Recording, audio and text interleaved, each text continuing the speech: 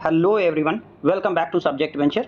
आज हम paper third के पार्ट सेकेंड को डिस्कस कर रहे हैं। इसमें पाठचर्या का विकास और डिफरेंट मॉडल्स पर हम चर्चा करेंगे। पीछे हम ये वीडियो आपके लिए अपलोड कर चुके हैं जो कि थर्ड पेपर का पहला पार्ट है, आप इसे देख लें। चलिए वीडियो शुरू करते हैं। पाठ्यचर्या के विकास के लिए हमें पाठचर्या विकास के उपागमों पर ध्यान देना आवश्यक है। देखिए, पाठचर्या का विकास कैसे होगा, उसके लिए हमें कौन से सिद्धांत अपनाने हैं, कौन से आधार अपनाने हैं, किस आधार पर इसका विकास होगा, इसके लिए पाठचर्या विकास के उपागम 4 हैं। अब याद रखेंगे, ये एक क्वेश्चन बनता है कि पाठचर्या विकास के कितने उपागम हैं, और इन उपागमों में विषय केंद्रित उपागम, यानी विषय केंद्रित, सबसे पहले विषय को प्राथमिकता दी जाएगी, ये पहला उपागम है। फिर विस्तृत क्षेत्र केंद्रित उपागम, यानी उस विषय से रिलेटेड जो क्षेत्र एरिया है उससे केंद्रित उपागम। और तीसरा उपागम है पाठचर्या विकास का कि समाज में समस्या क्या है, उसको अगर समस्या उन्मूलक हमें पाठचर्या बनानी है, जैसे कि हमारे समाज में बेरोजगारी है और बेरोजगारी को हटाने के लिए हमें पाठ्यक्रम बनाना है, तो व्यावसायिक शिक्षा को हमको ध्यान देना होगा, जैसा कि गांधी जी ने शिल्प को आधार बताया था। तो इस तरीके से उपागम ये निश्चित करते हैं कि हम किस क्षेत्र पे काम करेंगे। उपागम 4 हैं, ये बात समझ लें। और चौथा उपागम सबसे इंपॉर्टेंट उपागम है, जिसमें आध्येता यानी छात्र केंद्रित उपागम ये होता है, जिसमें छात्र केंद्र बिंदु होता है, छात्र की मनोवैज्ञानिक और मनोवैज्ञानिक आधार इसका ये होता है। यानी मनोवैज्ञानिक आधार के अंतर्गत हम छात्र केंद्रित उपागम बनाते हैं। पाठ्यक्रम निर्माण के लिए सर्वप्रथम शैक्षिक लक्ष्यों का निर्धारण किया जाना आवश्यक है। तो ये पहला स्टेप, एक क्वेश्चन बनता है कि पाठ्यक्रम निर्माण का पहला लक्ष्य क्या है या पहला चरण क्या है। तो वहाँ पर लक्ष्य और उद्देश्यों का निर्धारण प्रमुख है, क्योंकि जब तक लक्ष्य निश्चित नहीं होंगे तब तक हम ये नहीं निश्चित कर पाएंगे कि हमें क्या पूरा करना है। विषय वस्तु के चयन को ध्यान में रखने के लिए, अब विषय वस्तु का चयन दूसरा चरण है, इसके लिए हमें ये देखना पड़ेगा कि आत्मनिर्भरता, महत्व, वैधता, रुचि, उपयोगिता और साध्यता, ये चीज़ें विषय वस्तु में होनी चाहिए। यानी विषय वस्तु महत्वपूर्ण होनी चाहिए, विषय वस्तु आत्मनिर्भरता बढ़ाती हो, वैध विषय वस्तु हो, रुचि देती हो, उपयोगी हो और साध्य हो, आसान हो। तो विषय वस्तु पर इन चीज़ों को देखना आवश्यक होगा। विषय वस्तु के गठन के लिए हमें क्रमबद्धता, निरंतरता और एकीकरण पर ध्यान देना होगा। यहाँ से क्वेश्चन अगर बनेगा तो विषय वस्तु के गठन के लिए किन चीज़ों पर ध्यान देना है, तो सबसे पहले क्रमबद्धता, यानी 1 2 3 4 के स्तर पर बना रहे, निरंतरता रहे, कंटिन्यूटी रहे, यानी जो सेगमेंट आए वो आपस में जुड़ करके आए, और एकीकरण, कुल मिला के बाद में पाठ्यक्रम एक जैसा हो जाए। तो इस तरीके से विषय वस्तु के गठन को हमें निरंतरता, क्रमबद्धता और एकीकरण पे ध्यान देना होगा। अब आगे का पॉइंट देख लेते हैं। मूल्यांकन, ये अंतिम चरण है पाठचर्या का। पाठचर्या के अंतिम चरण में मूल्यांकन है, निर्माण का अंतिम सोपान है, जिसमें उद्देश्य और गतिविधियां प्राप्त हुई कि नहीं हुई, पाठ्यक्रम निर्माण द्वारा लक्ष्यों की प्राप्ति हुई कि नहीं हुई, लक्ष्यों की प्राप्ति, पाठ्यक्रम के निर्माण में लक्ष्यों की प्राप्ति हुई कि नहीं हुई, इस बात को देखना मूल्यांकन कहलाता है। अब मूल्यांकन कैसे करेंगे, तो मूल्यांकन के लिए पीछे आपने पढ़ा था CCC, कॉम्प्रिहेंसिव क्युमुलेटिव इवैल्यूएशन, व्यापक और सतत मूल्यांकन। ये बात याद रखेंगे, व्यापक एवं सतत मूल्यांकन, ये मूल्यांकन आजकल सबसे ज़्यादा प्रभावी माना जाता है। हर स्तर पर लगातार कॉम्प्रिहेंसिव इवैल्यूएशन बच्चों का किया जाता है। इस मूल्यांकन कितने तरीके का होता है, मूल्यांकन 2 तरीके का हो सकता है, लिखित, मौखिक और प्रायोगिक, यानी 3 तरीके का हो गया, लिखित हो गया, मौखिक हो गया और प्रायोगिक हो गया। तो मूल्यांकन 3 तरीके का हो सकता है। शिक्षण के दौरान बच्चों से अध्यापक प्रश्न भी पूछ सकता है, और अधिगम के बाद अलग अलग टास्क दे करके, कार्य प्रोजेक्ट दे करके भी मूल्यांकन कराया जा सकता है। वर्तमान समय में व्यापक और सतत मूल्यांकन, जिसको हम CCE कहते हैं, इसकी बहुत महत्वपूर्ण भूमिका मानी गई है। अब अगला स्टेप या अगला टॉपिक आ जाता है पाठचर्या विकास के मॉडल। मैं आपसे एक प्रॉमिस करता हूं, यहाँ पर कम से कम 8 प्रश्न आप देख लीजिएगा, आपके एग्जामिनेशन में आएंगे। अधिकतर पाठचर्या विकास के मॉडलों को 2 भागों में बांटा गया है। तो विकास के मॉडल कितने भागों में बटे हैं, 2 भागों में। ये एक क्वेश्चन हो गया कि पाठचर्या विकास के कितने मॉडल हैं, 2 हैं, जिनमें पहला तकनीकी और वैज्ञानिक मॉडल है, यानी जहां पर कि टेक्नोलॉजी को यूज़ किया जाएगा वो तकनीकी माध्यम हो गया, और जहां पर बच्चों की क्रियाओं को अध्ययन किया जाएगा, जहां पे बच्चों की क्रियाओं और उनकी रुचियों और गतिविधियों को लेकर के मॉडल बनाया जाएगा, वो गैर तकनीकी या गैर वैज्ञानिक मॉडल हो जाएगा। तो इस तरीके से एक मॉडल हो गया तकनीकी, दूसरा हो गया गैर तकनीकी। इसके आधार पर 2 तरीके के मॉडल हैं। आगे सेलर एंड सिकंदर, ये हमारे शिक्षा शास्त्री हैं, इनके अकॉर्डिंग यहाँ पे आपको ये वहाँ पे ध्यान रखेंगे, ये शब्द अलेक्जेंडर भी आ सकता है, सेलर एंड अलेक्जेंडर के अकॉर्डिंग, सेलर और सिकंदर के अनुसार पाठ्यक्रम कितने प्रकार का होता है? तो पाठ्यक्रम 2 प्रकार का इन्होंने भी बांटा है, लेकिन इनके अकॉर्डिंग नियोजित पाठ्यक्रम और क्रियान्वित पाठ्यक्रम है। नियोजित प्लान्ड पाठ्यक्रम है जिसमें पहले से ही हम भूमिका बना करके सब कुछ फिक्स कर लेंगे, और क्रियान्वित कार्यक्रम होगा जिसमें छात्र सहगामी क्रियाओं के माध्यम से कार्य किया जाएगा। तो सेलर और अलेक्जेंडर के अनुसार भी पाठ्यक्रम 2 तरीके का है, और वैसे भी पाठ्यक्रम 2 तरीके का है, लेकिन शब्दों की भूमिका अलग अलग है। टीचर इन करिकुलम फ्रेमिंग, अगली बुक, ये बुक का नाम है टीचर इन करिकुलम मेकिंग। ये लीज फ्रेजर और जॉनसन की बुक है। इंपॉर्टेंट क्वेश्चन है ये आपके लिए, आप इसे देख सकते हैं। अगले क्वेश्चन में देख लेते हैं पाठचर्या विकास के तकनीकी मॉडलों में। अब यहाँ पर हम विकास के तकनीकी मॉडलों पर चर्चा करेंगे। तो सबसे पहले हम टेलर के मॉडल को देख लेते हैं। टेलर का मॉडल हमारा पहला मॉडल है। इसमें क्या है, टेलर ने पाठचर्या में रुचि को सिद्धांत को मुख्य बताया है, और उन्होंने कहा है विद्यालय के प्रायोजन, संबद्ध शैक्षिक अनुभव, अनुभवों का संगठन और प्रायोजनों की प्राप्ति के लिए मूल्यांकन, ये 4 चरण हैं। तो टेलर मॉडल में हमारे 4 चरण हैं, ये बात याद रखेंगे।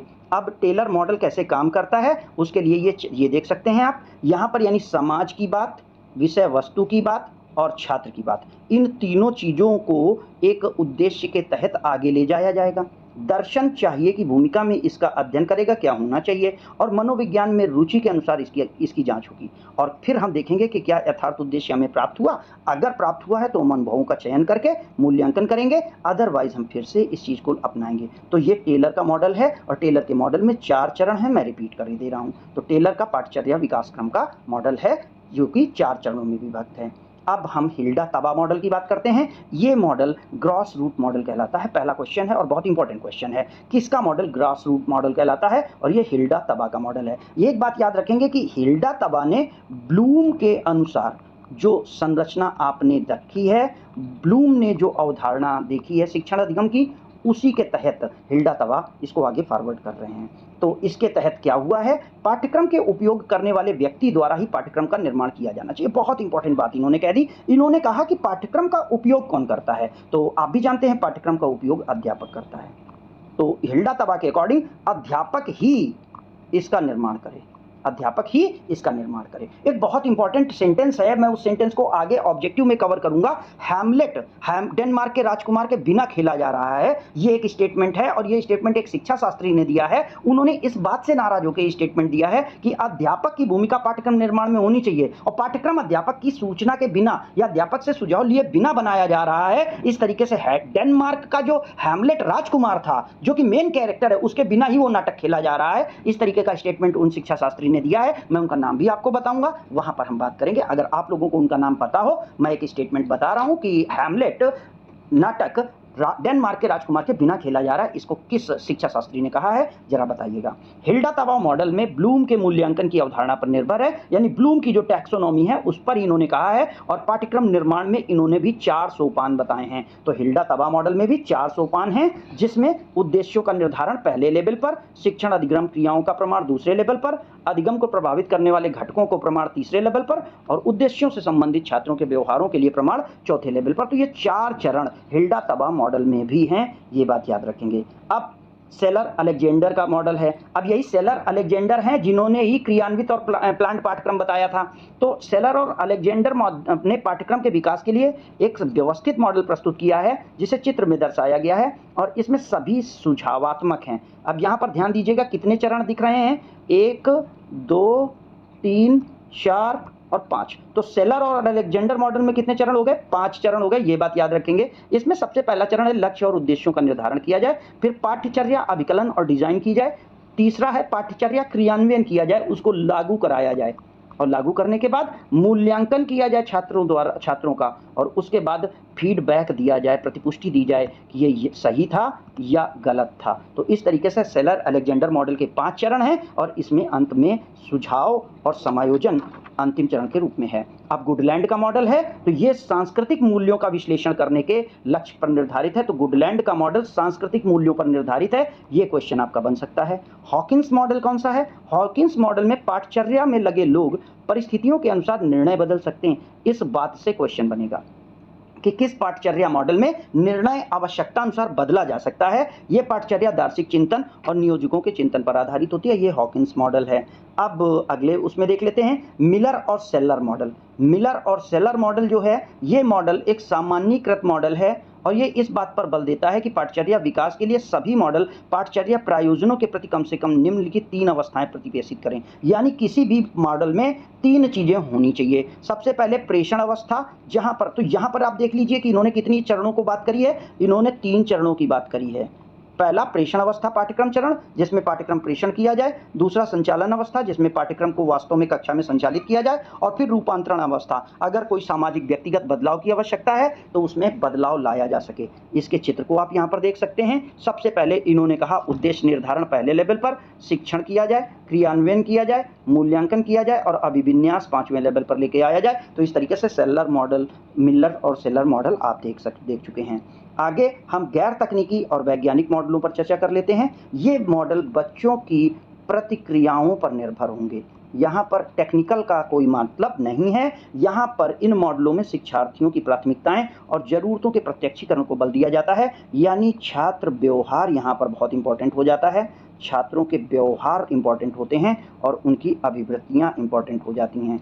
तो इन मॉडलों को हम गैर तकनीकी मॉडल कहते हैं। ये 3 मॉडल हैं, इनको देख लेते हैं। इनमें पहला है मुक्त कक्षा मॉडल। अब इनमें मुक्त कक्षा मॉडल क्या है कि एक पाठ्यक्रम बना करके मुक्त कक्षा बना दी जाए जिसमें पाठ्यक्रम के अनुसार बच्चों से कार्य कराया जाए और इसमें बच्चा स्वयं करके सीखने पर बल दे। तो मुक्त कक्षा मॉडल में बच्चों को खुद से करके सीखने पर बल देने की बात होती है। दूसरा मॉडल है विन्स्टीन-फंटनी मॉडल। इस मॉडल में क्या होता है, शिक्षक विषय वस्तु की प्रासंगिकता को जांचने और नई सामग्रियों की प्रविधियां और टेस्ट करता है। यहाँ पर देखिए वहाँ मुक्त वातावरण था, कोई नई इवेंट नहीं थी। यहाँ पर शिक्षक को प्रमुख बनाया गया।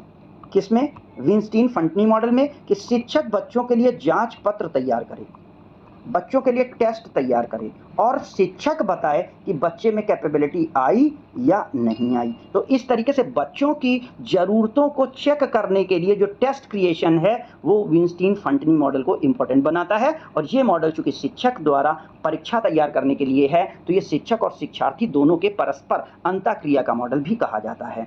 इस मॉडल में छात्रों के व्यक्तिगत अनुभवों और दिशा और छात्रों के नवीन सामाजिक पर्यावरण की आज्ञा से पाठ्यक्रम में संशोधन किया जा सकता है। जो आवश्यक है वो देखें, नहीं तो नहीं। अब तीसरा है रोजर्स का अंतर्वैयक्तिक मॉडल। अब यहाँ पर आप समझिए इस बात को कि अगर आपसे कहा जाता है विन्स्टीन-फंटनी मॉडल तकनीकी मॉडल है या गैर तकनीकी मॉडल है, या रोजर्स का अंतर्वैयक्तिक मॉडल तकनीकी या गैर तकनीकी मॉडल है, तो इस बात को ध्यान दें कि कार्ल रोजर्स का जो मॉडल है वो मानव व्यवहार को बदलने के लिए पाठचर्या के विकास हेतु अधिगम और क्रियाकलापों के बजाय मनुष्य के अनुभवों पर बल देने को जोर देता है। यानी अगर बच्चे को, जैसे यहाँ पर एक शिक्षक है, शिक्षक के बाद यहाँ पर छात्र है, छात्र ने शिक्षक को कोई शिक्षा दी, अब इस शिक्षा के बाद छात्र व्यवहार में कितना परिवर्तन आया इस बात का अध्ययन करना, देखना। तो यहाँ पर अंतर्वैयक्तिक मॉडल हो गया।